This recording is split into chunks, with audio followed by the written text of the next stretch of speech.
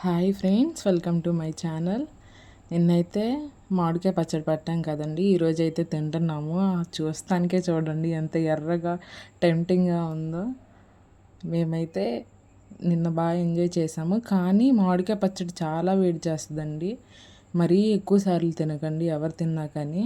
నేనైతే నెయ్యి వేసుకోలేదు, మామిడికాయ టేస్ట్ పోతుందని చెప్పేసి అట్లా ఒట్టి పచ్చడితోనే తిన్నానండి. చాలా అంటే చాలా బాగా కుదిరింది. మీలో ఎవరన్నా చేసుకోవాలనుకుంటే నేను చెప్పిన వీడియో ప్రకారంగా చేసుకుంటే చాలా బాగుండిద్ది.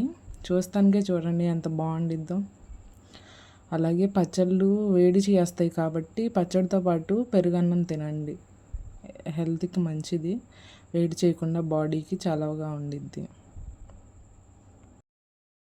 అలాగే మా వైపు ఆవకాయ పచ్చడిలో అల్లం చిన్నులపై పేస్ట్ వేయమని చెప్పాం కదండి. మీలో ఎవరైనా వేసుకునేలా ఉంటే ఆ పచ్చడి టేస్ట్ కూడా ఎలా ఉండిద్దో చెప్తే నెక్స్ట్ టైం ఈసారి డెఫినెట్గా ట్రై చేస్తాము.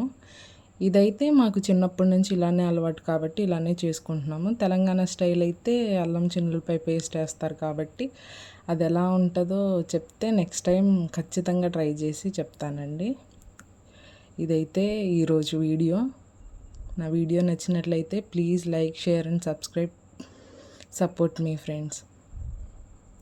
ఇక్కడైతే పెరుగు తింటున్నానండి. చెప్పా కదా, ఖచ్చితంగా పెరుగు అనేది తినండి, లేదంటే కోకోనట్ వాటర్ అన్నా తాగండి. అది మంచిది హెల్త్కి పచ్చళ్ళు తిన్నప్పుడు.